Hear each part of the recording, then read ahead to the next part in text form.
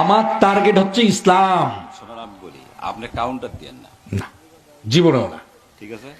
আপনি জানেন যে হুজুরের বয়স কম, হুজুর ওয়াজ করবে, হুজুরের ত্রুটিপূর্ণ কথা হইতে পারে, কথা বলছেন না, ওইভাবে বলার দরকার নেই হাজার হাজার লোককে চালাই ভাই, বলার কোনো দরকার নেই। বলতে পারবো। আপনি আমাকে বলতে পারেন ছোট তুমি, তোমার সমস্যা আছে, তথ্য থাকে কোন জায়গাতে গন্ডগোল হচ্ছে, তাহলে সব তথ্যই আছে, আমরা সব জানি। আপনি মুনাজাত করেন। জি, ওকে, ঠিক আছে, বক্তব্য হয়ে গেছে, আর মুনাজাত আপনার সাথে দুই কথা বলার দরকার নেই। আচ্ছা, এখানে আপনার কথা হয়নি, ঠিক আছে, ঠিক আছে, ঠিক আছে, ওকে, ঠিক আছে, আল্লাহুম্মা আমিন। দেখা যাচ্ছে যে যারা বক্তব্য দিতে আসে, বিশেষ করে বক্তার মধ্যেই দুনিয়াবি একটা লালসা থাকে। আমি বিভিন্ন জায়গায় দেখছি আর কি।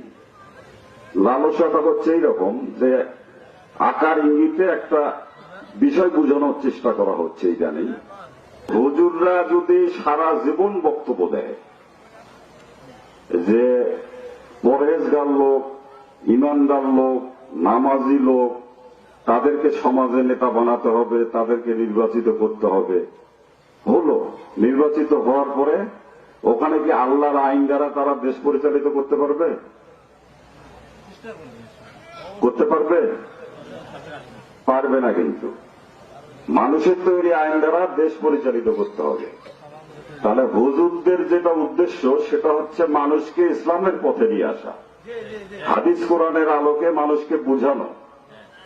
কিন্তু কোন কর্মে তাদের ভেতরে একটা লালসা থাকা যাবে না যে কোনো একটা দলের পক্ষে, যে আকার ইঙ্গিতে বোঝানো যে সবাইকে দেখলেন এখন অমুককে দেখেন।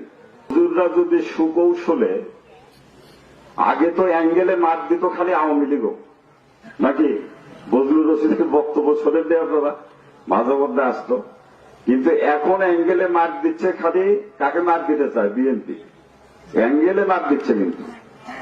কিন্তু এখানে হুজুরদেরকে মনে রাখতে হবে যে এই ধরনের মেন্টালিটি নিয়ে যদি এই ইসলামী জলসাগুলো গোটা বাংলাদেশে পরিচালিত হয়, তাহলে কিন্তু পরবর্তী সরকার যদি জাতীয়তাবাদী দল বা বিএনপির আছে, হয়তো হুজুরদের কিছু হবে না, কিন্তু মানুষের যে এই যে ইসলামের প্রতি যে ডাকটা, এই ডাকটার প্রতি, হুজুরদের প্রতি মানুষের, মুসলমানদের একটা অনাস্থা আসবে মনের দিক থেকে, যে হুজুররা তাহলে কি কোন দলের প্রতিনিধিত্ব করে কিনা। যে শত শত লোক, হাজার হাজার লোক যখন আসে, শেষে এই কয়েকদিন আগে মেরিঘাটে একটা ইসলামী জলসা হলো, আমি শুনছি আর কি, পরবর্তীতে শেষের দিকে নাকি একটা দলের পক্ষে কথা বলছে সেই হুজুর। তো যদি এইরকম হয়, তাহলে সাধারণ মানুষের সামনে ইসলামের কথা বলে, হাদিস কোরআনের আলোকে বক্তব্য দিয়ে দুনিয়াবি স্বার্থ হাসিলের যে অপচেষ্টা, এই অপচেষ্টায় কিন্তু বাংলাদেশের সাধারণ মানুষ, সাধারণ মুসলমানরা কিন্তু ফাঁদে পা দেবে না। দেবে না। কিন্তু বিগত সময় কিন্তু অহেতুক আওয়ামী লীগের লোকজন হুজুরদেরকে এইভাবে বক্তব্য দিতে দেয়নি, অথবা বলে দিয়েছে এইভাবে বক্তব্য দিতে হবে। আমরা বাংলাদেশের মানুষ মুসলমান, এটা নিশ্চিত। কিন্তু তারপরও যদি হুজুর বলে যে আপনারা মুসলমান, ইমানদার, পরহেজগার লোককে ভোট দেবেন, হাত তুলে ওয়াদা করেন, এই হুজুরের এই কথাটা বলা কি ঠিক হবে? ভোট তো যে যার পছন্দের প্রার্থী দিতে পারে, সবাই তো ভোট করে নাকি, যাকে ভালো লাগবে তাকে ভোট দেবে। কিন্তু হুজুর এই যে ওয়াদা করে নেওয়া, যে ইমানদার লোককে ভোট দিতে হবে, এই কথাটার মধ্যে তার একটা স্বার্থ আছে। এই কথাটার মধ্যেই তার হচ্ছে একটা দলের প্রতি দুর্বলতা আছে। হুজুর আপনি যে এই কথাটা বললেন, এটা বুঝে দেন, এটা কেন বললেন?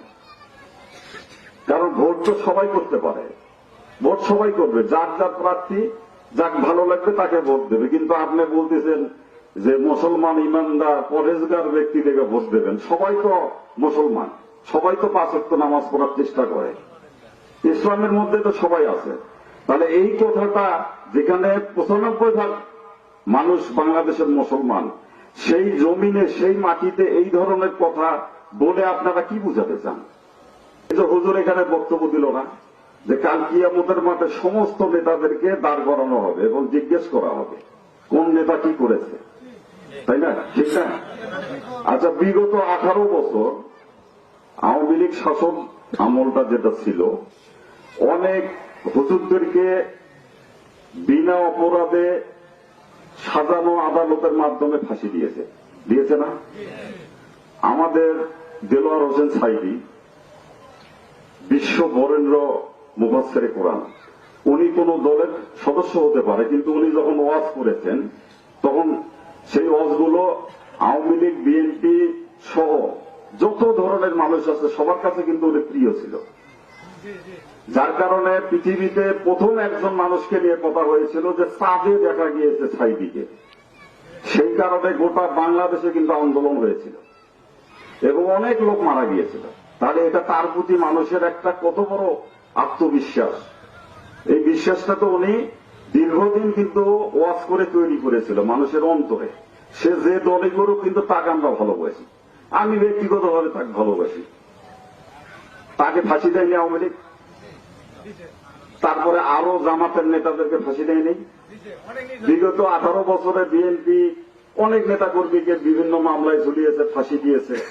সর্বশেষ যে আন্দোলন হলো বাংলাদেশে আপনার ছাত্র জনতার, এখানে প্রায় 5,000 লোকের মতো ছাত্র জনতাকে নির্বিচারে গুলি করে হত্যা করেছে।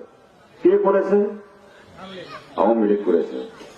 তো যদি কাল কিয়ামতে প্রশ্ন করা হয় যে সময় এরা এই হত্যাকাণ্ডটা সংগঠিত করল, এই হত্যাকাণ্ডের সাথে সরাসরি আওয়ামী লীগ বা শেখ হাসিনা জড়িত, কিন্তু 5ই আগস্ট যখন সরকার পরিবর্তন হলো তখন বাংলাদেশের একটা ইসলামিক দলের প্রধান তিনি ঘোষণা দিল যে আমাদের কোন দলের প্রতি আক্রোশ নাই, সবাইকে ক্ষমা করে দিলাম। তার মানে কি 18 বছর যে খুন করলো, সাইদি সাহেবকে যে খুন করলো, অন্যান্য নেতাদেরকে যে খুন করলো, সব ক্ষমা করে দিল। তাহলে এই নেতাকে আল্লাহ পাক যখন জিজ্ঞেস করবে যে এতগুলো খুনের দায়ে যে দেশ ছেড়ে পালালো যে সরকার, এই খুনিদেরকে কি কারণে তারা ক্ষমা করলো, তখন কি উত্তর দেবে? তো প্রতিটা নেতার ক্ষেত্রেই তাই হবে। ইসলাম হচ্ছে, কোরআন হচ্ছে একটা পৃথিবীর পূর্ণাঙ্গ জীবন বিধান। কোরআনের মাহফিল, কোরআন কি শুধু মুসলমানের জন্য? গোটা পৃথিবীর জন্য। কোরআনের আলোচনায় কিন্তু অনেকেই আছে, হিন্দু, মুসলিম, বৌদ্ধ, খ্রিস্টান সবাই কিন্তু কোরআনের আলোচনা অনেক সময় শুনে। এবং সাইদি সাহেব যখন বক্তব্য ওয়াজ করতেন, ওনার মাহফিলে কিন্তু হিন্দু সম্প্রদায়ের অনেক লোক আসত। এমনকি অনেক হিন্দু সম্প্রদায়ের লোক ওনার হাতে হাত রেখে কালেমা পড়ে কিন্তু মুসলমান হয়েছে। কোরআন হচ্ছে একটা মানব জীবনের একটা পূর্ণাঙ্গ জীবন বিধান। এই কোরআন সবার জন্য।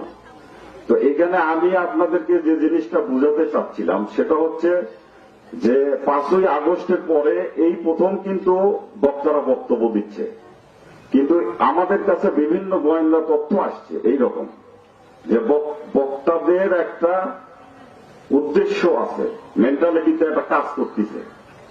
কিন্তু আমি যেটা বলি সেটা হচ্ছে যে বক্তাদেরকে হাদিস কোরআনের আলোকে তাদের মধ্যেই থাকা উচিত। ভোটের রাজনীতি বা